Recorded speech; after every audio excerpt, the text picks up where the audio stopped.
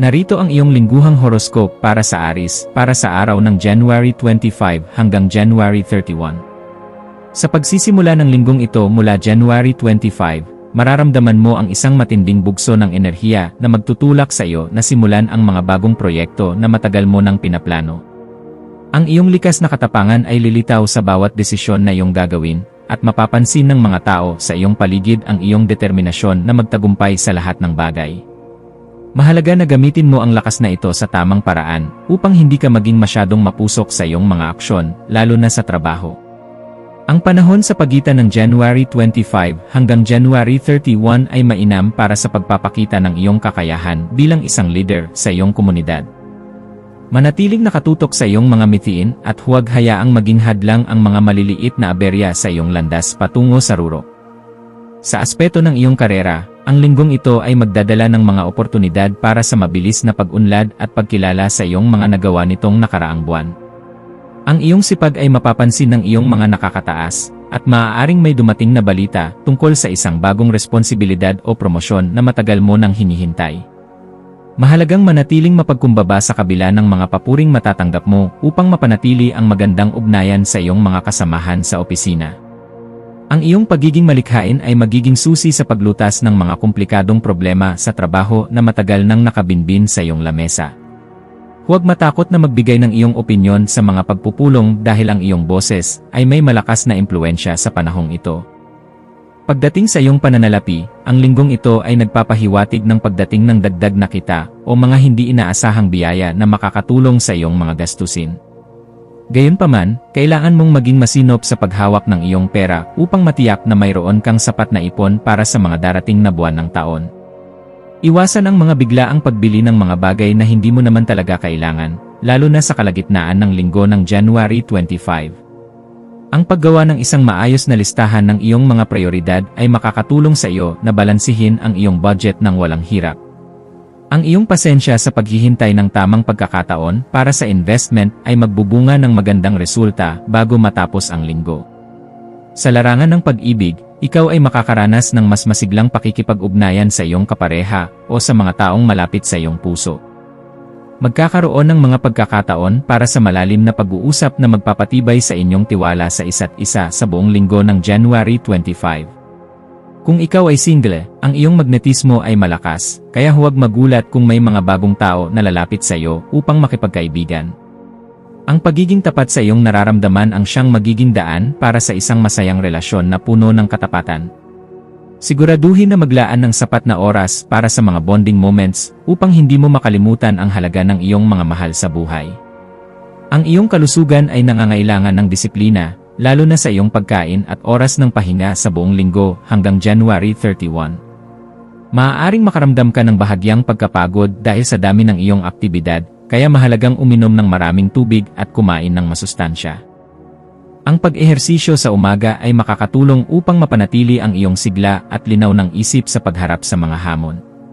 Iwasan ang labis na pag-isip o stress na maaaring magdulot ng pananakit ng katawan sa kalagitnaan ng linggo.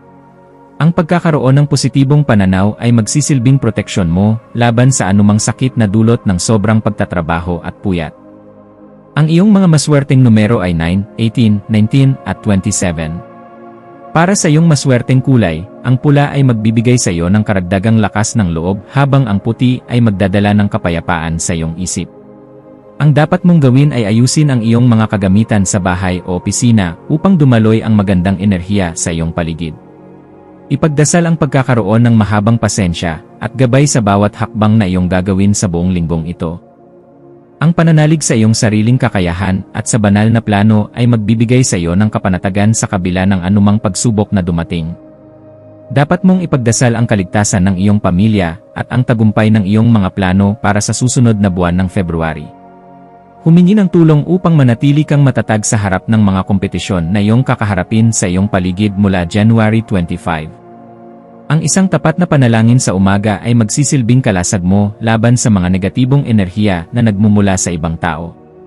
Ipagdasal din ang karunungan na kailangan mo upang makagawa ng tamang desisyon para sa iyong kinabukasan at kaligayahan. Ang pagpapasalamat sa bawat biyayang natatanggap ay lalong magbubukas ng pinto para sa mas marami pang swerte bago matapos ang January. Sa pakikipagkapwa-tao, ikaw ay magiging boses ng katotohanan at hustisya sa iyong mga kaibigan at kasamahan sa trabaho. Ang iyong integridad ay susubukin sa linggong ito, kaya manatiling tapat sa iyong mga prinsipyo sa lahat ng oras at pagkakataon. Maraming lalapit sa iyo para sa payo, at ang iyong mga salita ay magbibigay ng inspirasyon sa mga taong nawawalan ng pag-asa. Iwasan ang pakikilahok sa mga tsismis o negatibong usapan na walang maidudulot na mabuti sa iyong reputasyon bilang Aries. Ang pagpapakita ng kabutihang loob sa iyong kapwa ay babalik sa iyo ng doble bago matapos ang linggo ng January 31. Ang iyong pagiging malikhain ay lilitaw sa mga paraang hindi mo inaasahan, lalo na sa paggawa ng mga sining o solusyon sa loob ng bahay. Gamitin ang panahong ito upang simulan ang isang bagong hobby na makakapagbigay sa iyo ng relaksasyon at tunay na ligaya. Ang iyong imahinasyon ay matalas, kaya isulat ang iyong mga ideya sa isang papel upang hindi mo ito malimutan sa hinaharap. Ang linggong ito ay paborable para sa mga gawaing nangangailangan ng mabusising pagpaplano at mabilis na pagkilos ng kamay. Hayaan ang iyong talino na gumabay sa iyo sa paghahanap ng mga makabagong paraan upang mapabuti ang iyong kapaligiran at buhay. Sa loob ng iyong tahanan, magkakaroon ng mga sandali ng kasiyahan at pagkakaisa kasama ang iyong mga mahal sa buhay mula January 25.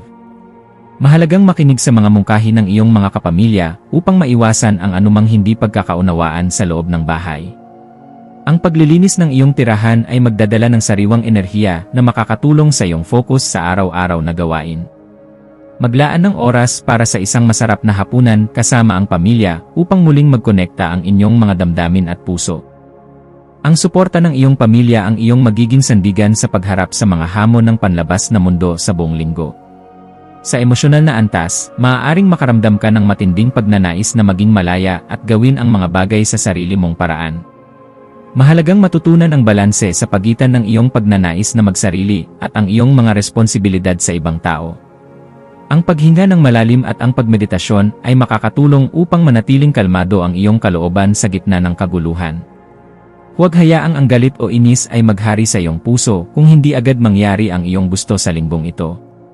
Ang pagtanggap sa mga bagay na hindi mo kontrolado ay magdadala ng tunay na kapayapaan sa iyong diwa bago ang January 31. Ang espiritualidad ay magiging malakas na sandigan mo sa linggong ito sa pamamagitan ng pagkilala sa iyong mga limitasyon bilang isang tao. Ang paglalaan ng oras para sa pananahimik at pakikipag-usap sa lumikha ay magbibigay sa iyo ng bagong perspektibo sa iyong buhay.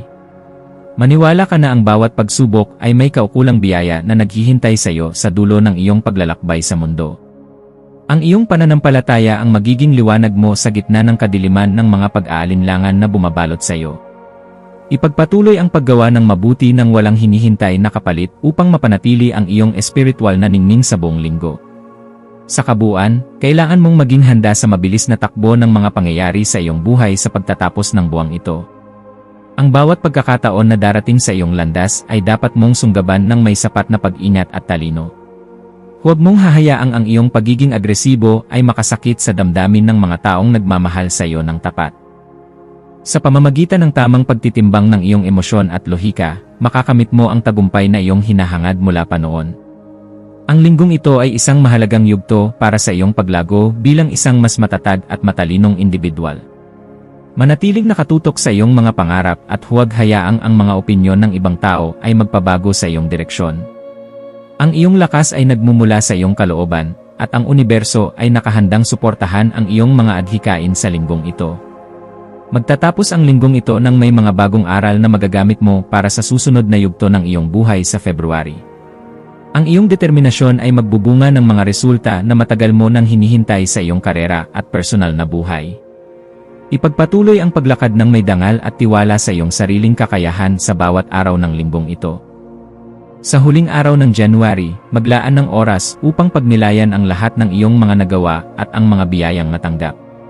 Ang pasasalamat sa mga tagumpay at pagtanggap sa mga pagkakamali ay magpapalakas sa iyong pagkatao sa harap ng marami.